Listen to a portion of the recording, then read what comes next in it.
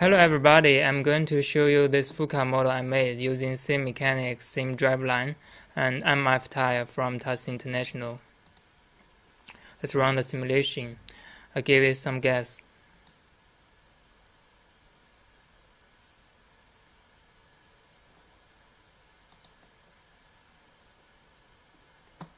The simulation runs a little bit slower than the real time.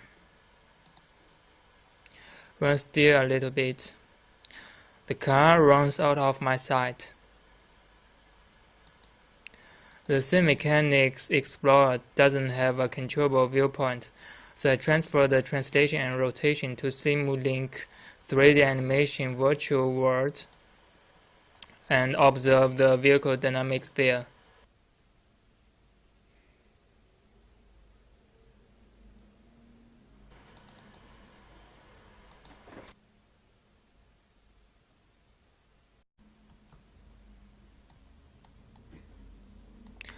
I can control the translation and orientation of viewpoints here. To get a smooth replay, I can record it. There are two kinds of files I can record in.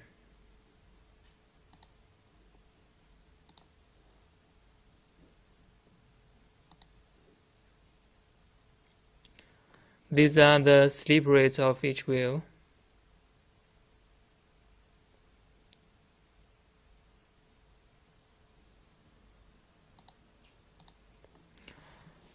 And the arrows indicate the forces on the contact point of the tires. Every 10 centimeters corresponds a kilonewton.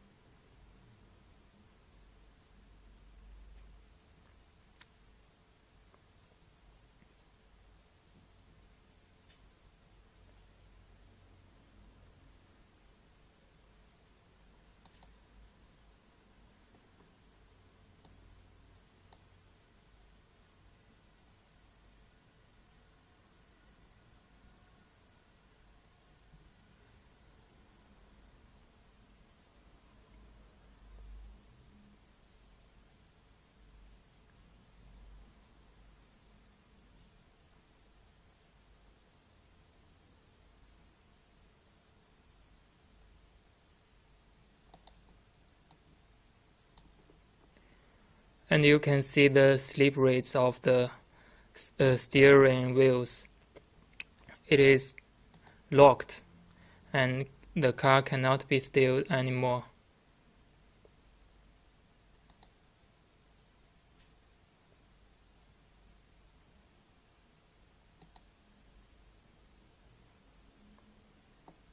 Steering wheels lost the lateral friction forces.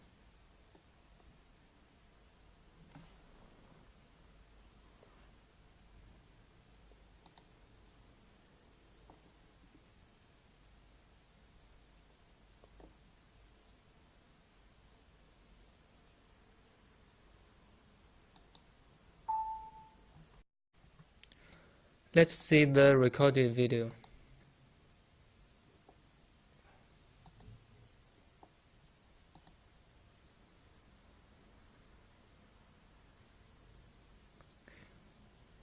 You can see in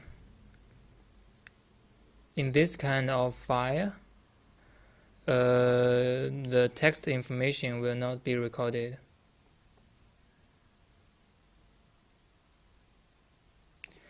But the advantage is we can see it in another viewpoint.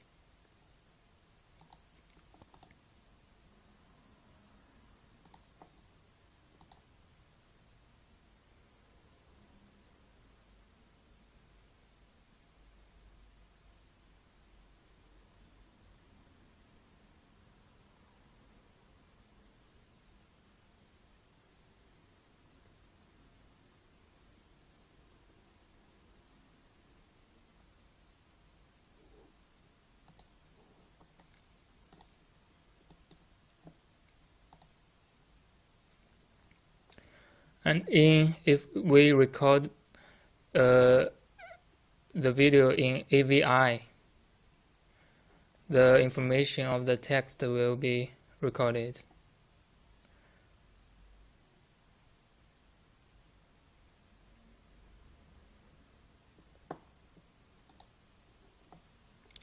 I can drive during the simulation and also pre-program the driving.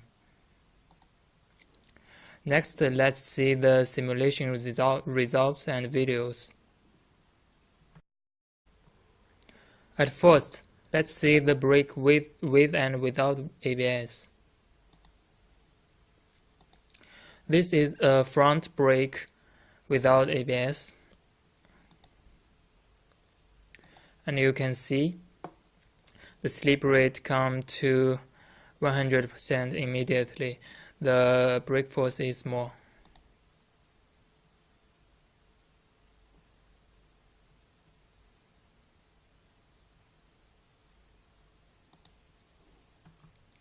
And then the brake with ABS.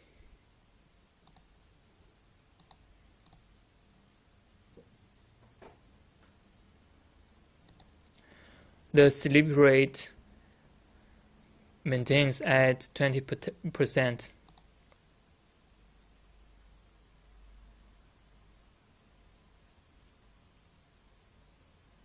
And the forces are bigger.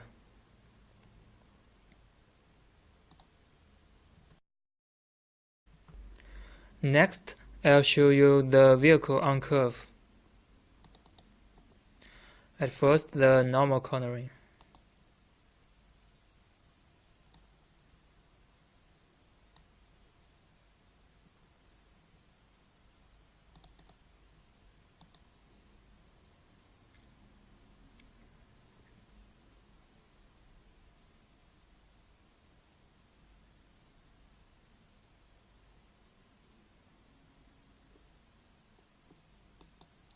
In another viewpoint.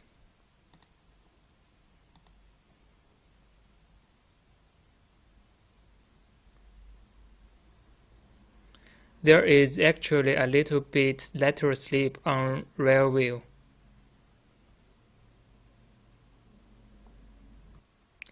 Next, I'll give some gas during curve.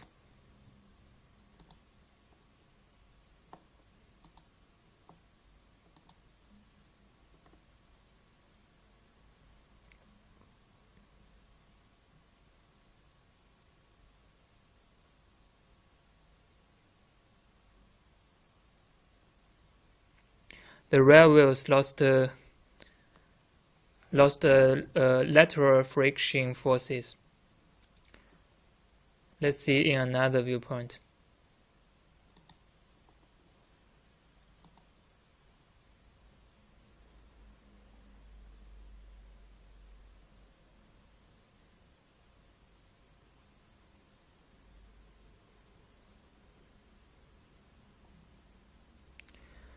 When I give some gas during the cornering, the rear wheels start to slip.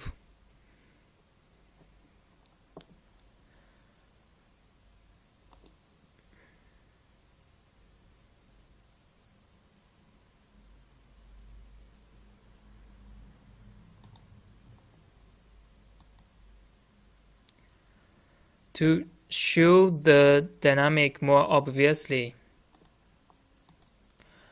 I settled the gravity center at 80 cm. The high gravity center makes the car a little bit more unstable.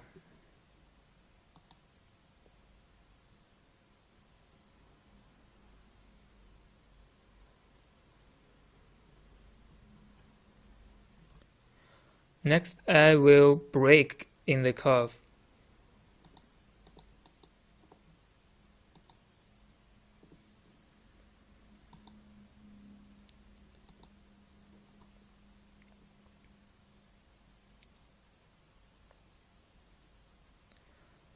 The steering wheel lost lateral friction forces. They are locked. The car cannot be steered anymore.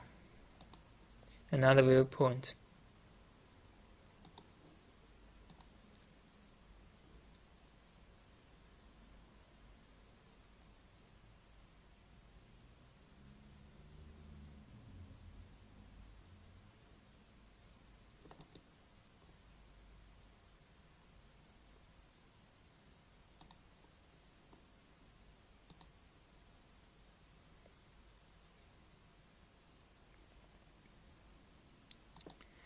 You see, when I started to brake, the lateral forces became suddenly very small.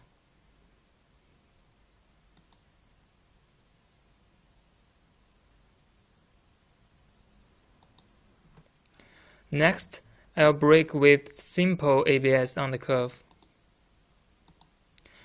The only function of this ABS is to keep the slip rate at 20%.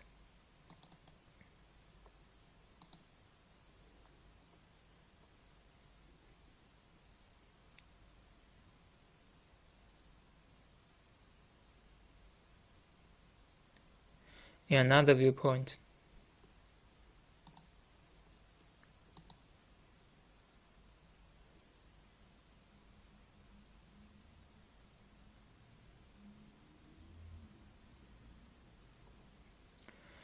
It is better than without ABS. Tires doesn't lose lateral forces.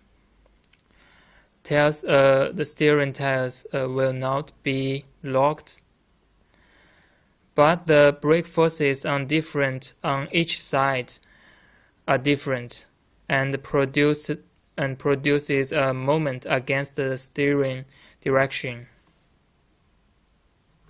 We see it again.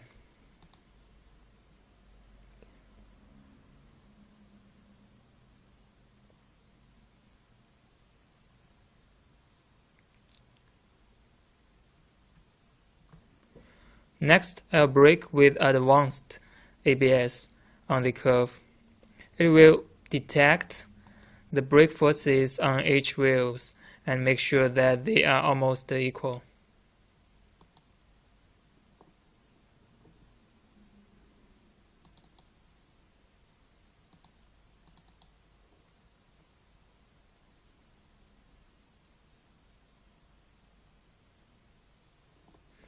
Another viewpoint.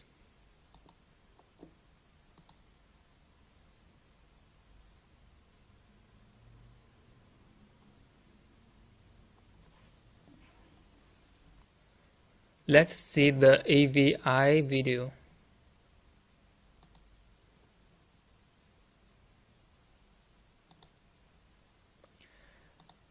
You can see that the slip rate inner side is already 20%, while the outside smaller, almost zero.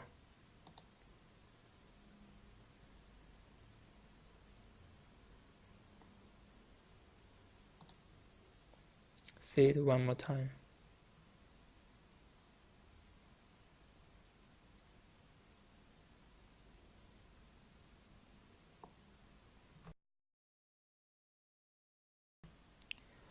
Next, I will brake the car on different surfaces. One is slippery, like on ice road, and another one is like the normal road. At first, I'll only brake the front wheels.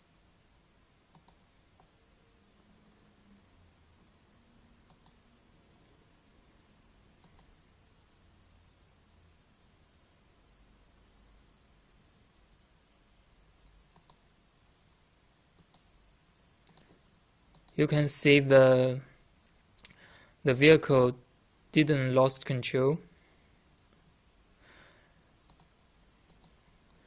The rear wheels didn't slip.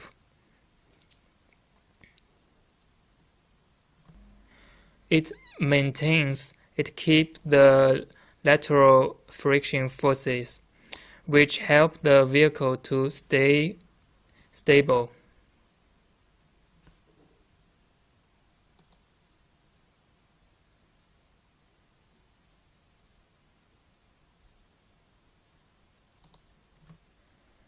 And then let's see a four-wheel brake on different surfaces.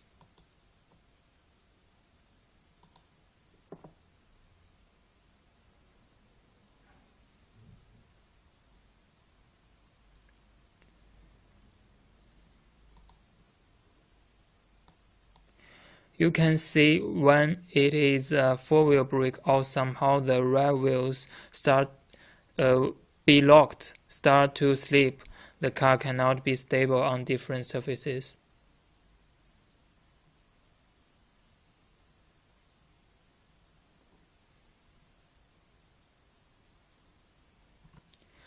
And then the four-wheel brake on different surfaces with simple ABS.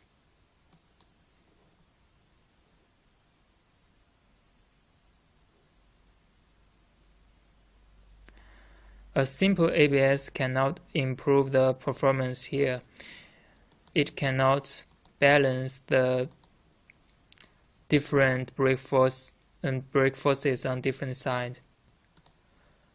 And then four-wheel brake with advanced ABS.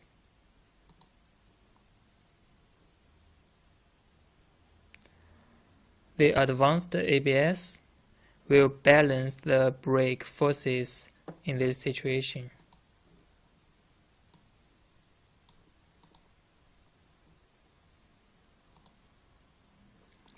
You can see the slip rate on each side are different to make sure that the brake forces on each side are almost equal.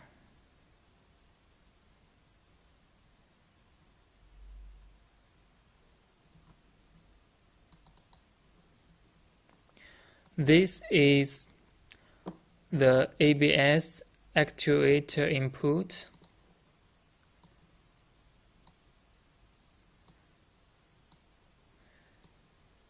It also oscillated very intensively.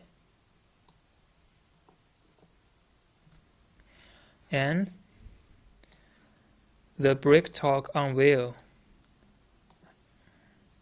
also has a very high frequency, which is not achievable in real world. And this is the longitudinal brake force on the contact point of the tire and road.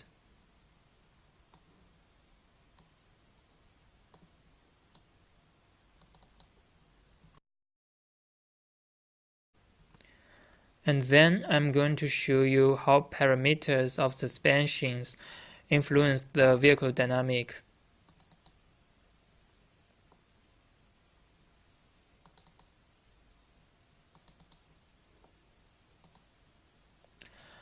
I can define the values of important parameters here.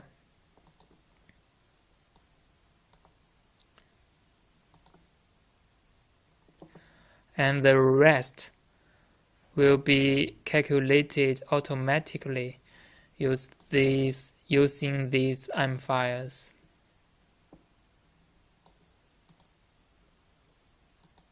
And these files. Let's run the main file.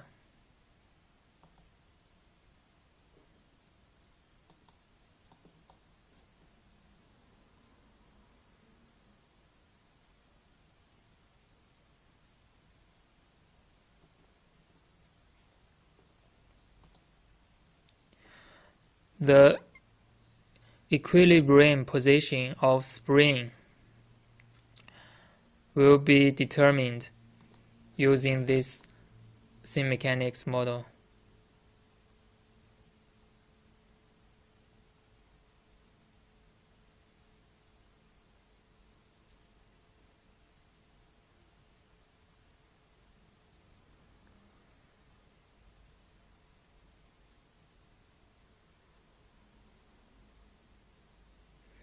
Until the errors is smaller than a certain value. This is the front suspension and this is the rear suspension. I know every position of every point, and thus the length of every part, and the angles between every part.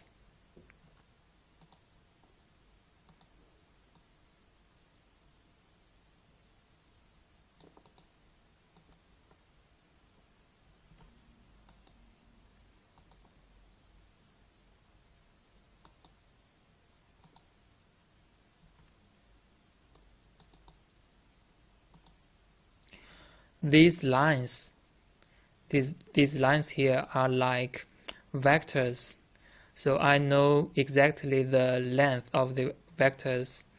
So that makes sure that the model in Simulink will be assembled successfully.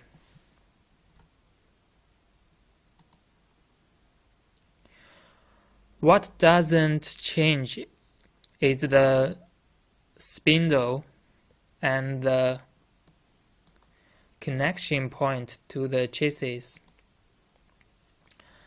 The spindle stays always horizontal, always in a standard position, and always in a line with the connection point on the chassis. You can see it from this viewpoint. The spindle and the connection point, they are in a line, and this makes the location of wheels very easy.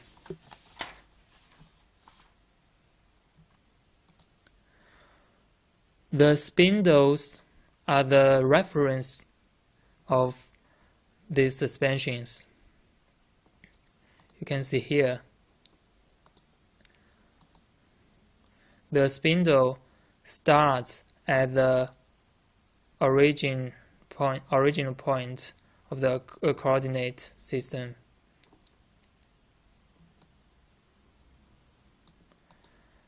and when the spindle is not in such a standard position, when the spindle is not horizontal under a stable state, then something must be wrong. So I'm going to check, is there something problem in the calculation files, in the files. But as you can see here, the spindle will always stay horizontal.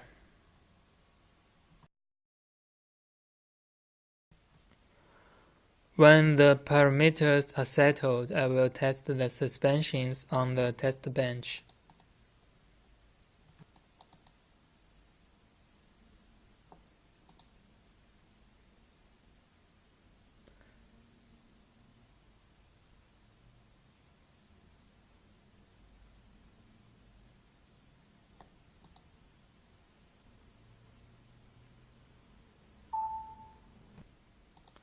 The angles will be measured and sent to workspace. The angles are actually not measured but calculated using rotation metrics from Simulink. This is the transform sensor of Simulink, and this is rotation metrics of a certain part. This censored the rotation metrics of steering axis, and I use a vector to multiply with the rotation matrix. For example, here is a vertical vector, and here is how I calculate the side, the steering axis inclination angle from the rotation matrix and the vertical vector. And when I want to measure the toe angle, I have to use these two vector.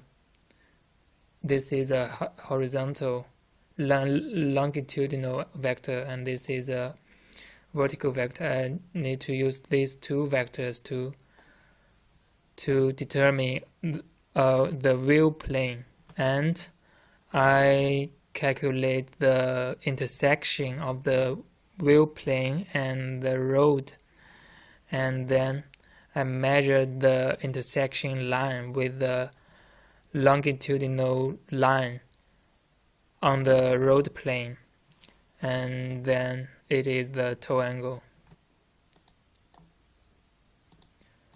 Then I'll run this file.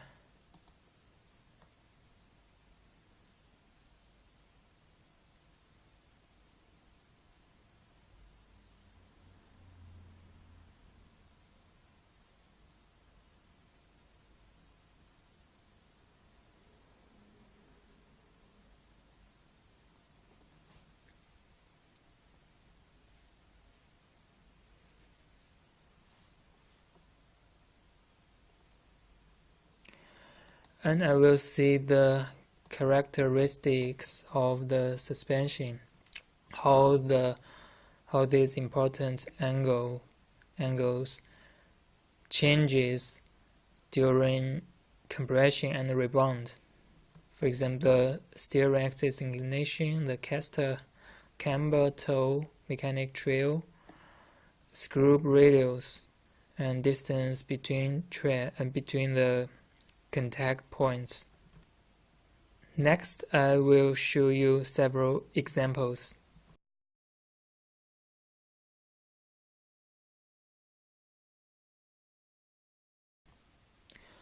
At first, the version 1.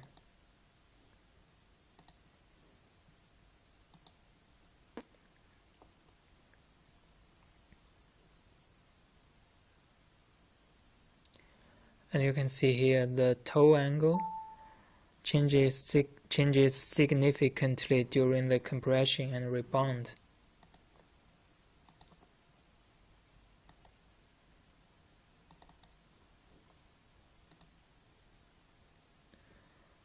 And the toe angle of the front suspension, front wheels, ranges from -2 to 3 degrees.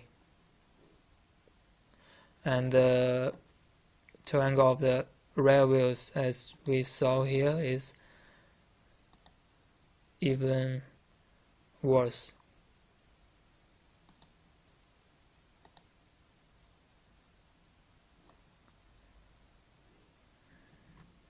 This will lead to instability. Let's see the video.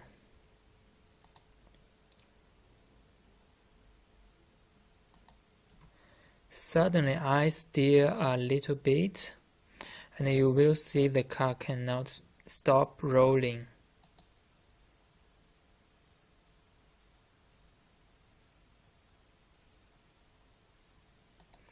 There is actually no steering anymore, but the chassis cannot stop rolling. The toe angle will produce a lateral force during forward moving. So this lateral force makes the car unstable.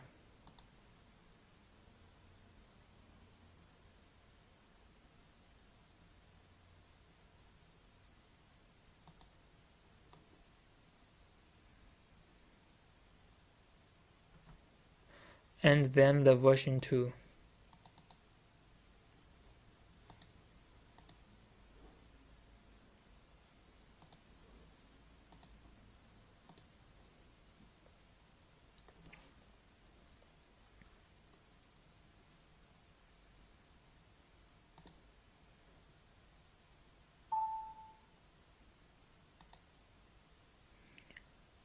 you can see the version 2, the toe angle almost doesn't change.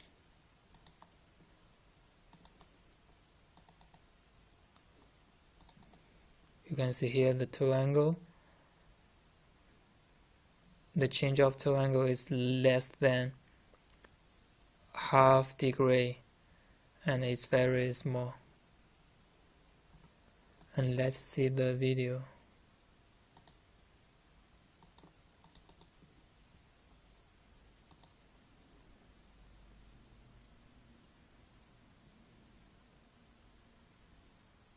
You can see there is rarely lateral forces during rolling, and the speed of the vehicle comes to near to 100 km per hour, and I will suddenly steer a lot in this speed and see what happened.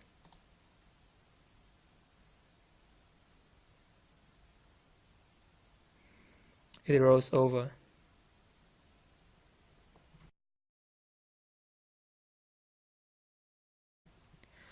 And then I'll show you the anti-dive effect.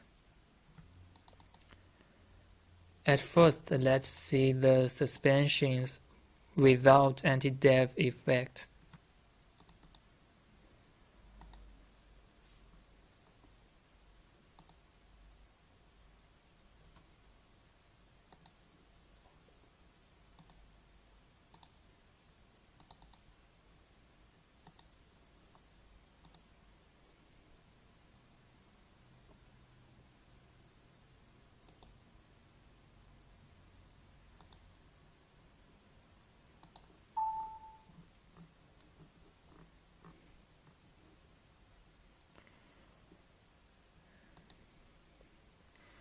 We can see here the caster angle almost doesn't change during the compression and rebound. And this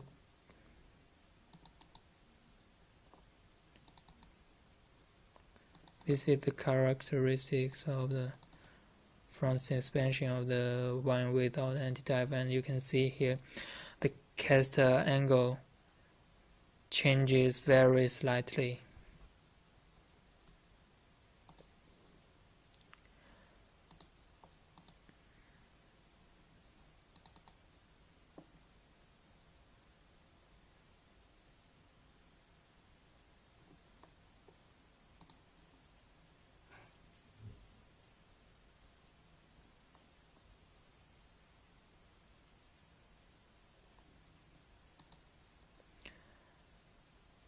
You can see here is these two planes are the plane of the wishbone, and this intersection line of these two planes is the instantaneous axis of the wheel, and this instantaneous axis is, you can see here, longitudinal, and that means the roll center of the wheel is not between these two axles. It's not between the driver axle and the driven axle.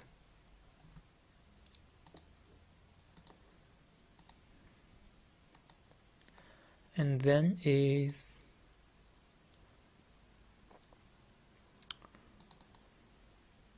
the one with anti-dive. I'll show you first here. One with anti-dive. The caster angle changes from 0 to almost 15. And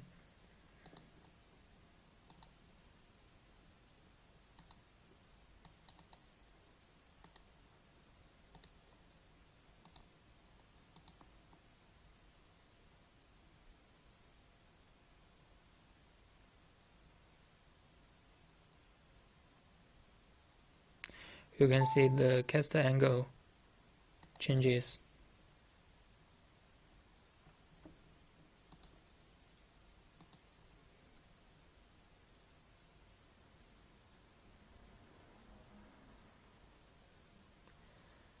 And this is the instantaneous axle of this wheel, and you can see the roll center is between the two axles.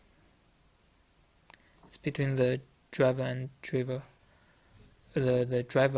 axles.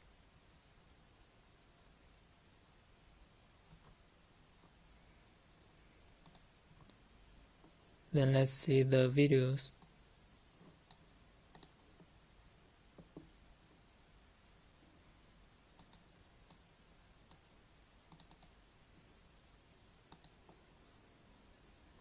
At first, the one with anti-dive.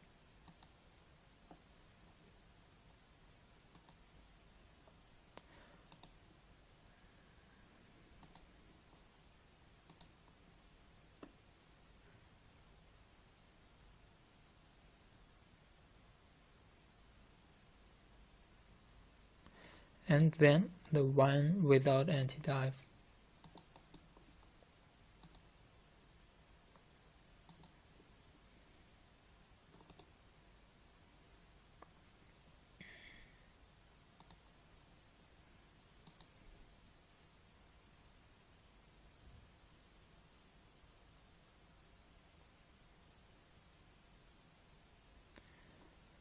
And you can see the one without anti-dive, the carbonic pitch is more.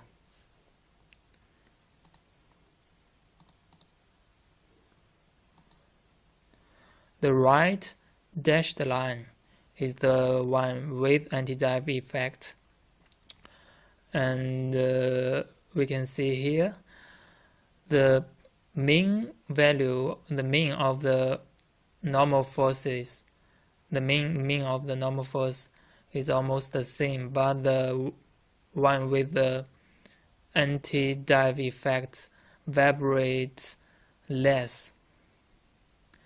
And here are the pitch angles, and you can see here the pitch angle of the one with anti-dive effect is obviously less than the one without anti-dive.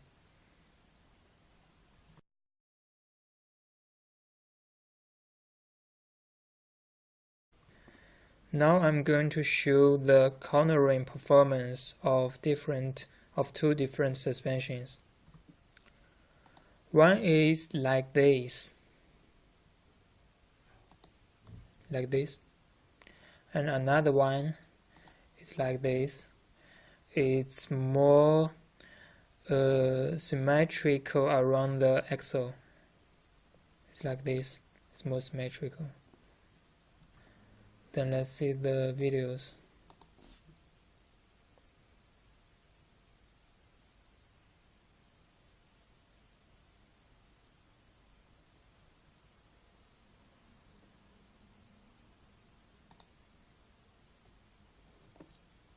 See it one more time.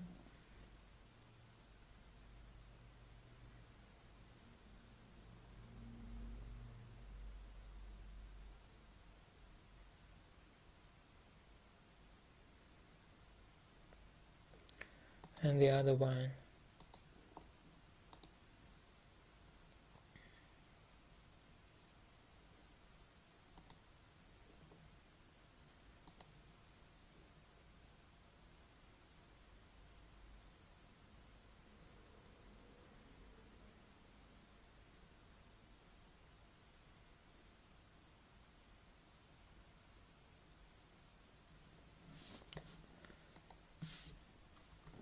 And let's see their performances. These are the traces. You can see one of them is more oversteering.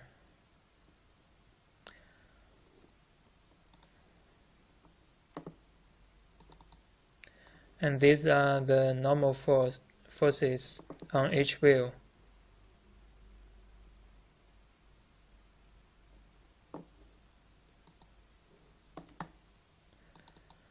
And this is the average steering angle.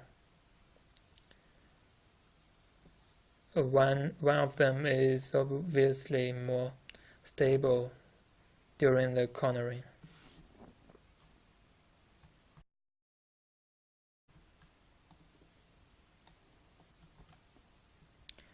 At the end, I'll show you the components of this model. The key point is the suspensions and the steering mechanics. They are here, here, here, here. And they are made of Simulink blocks. And then, let's look inside it. So, these are the front left suspension. This is the spring and damper.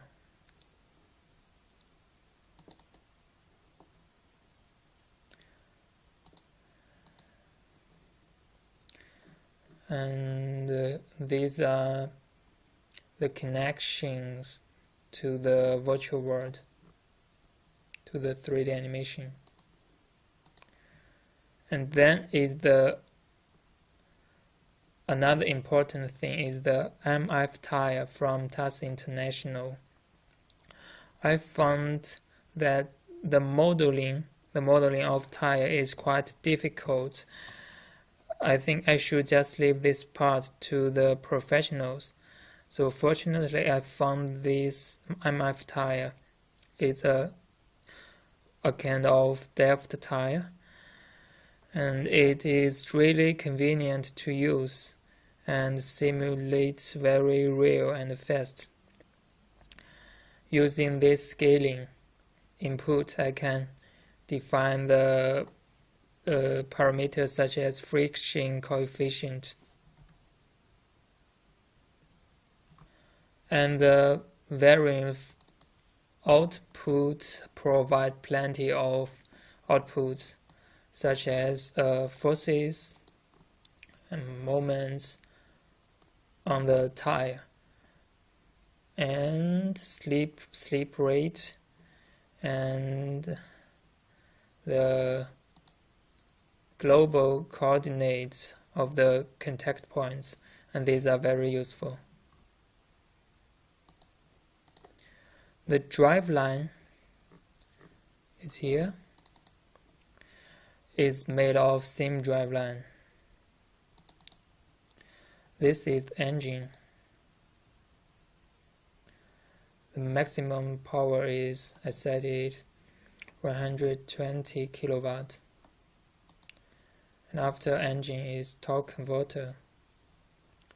And then is a very simple transmission. And after transmission is a differential. And the differential connected with the left wheel and the right wheel. And the transmission is controlled by a state flow block. This automatic transmission control block you can find the example of in the Simulink help file.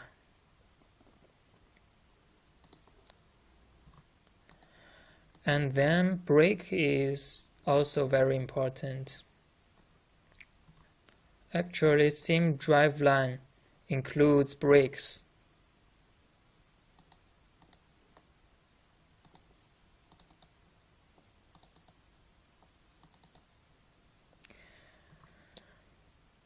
But I have to say they are not suitable for this model. This disc brake will pop up an error when the rotation speed of the wheel comes to 0. And this double shoe brake is better will not pop up an error, but in the brake torque of this double shoe brake will vibrate intensively between a big positive value and a big negative value when the rotation speed of the wheel is around 0. Then it slows down the simulation and can hardly bring the wheel to still. So I made a brake model here, which has two states. One is sliding state and one is adhesion state. In the adhesion state, a static friction is modeled. The two disks became one part and works like a second-order system with a very big elastic constant and appropriate damper. The torque output is limited according to a static friction coefficient, and fortunately it turned out it simulated real and fast and can bring the wheel to still. At the end, I send all the translation and the rotation here to the Simulink 3D animation VRSync.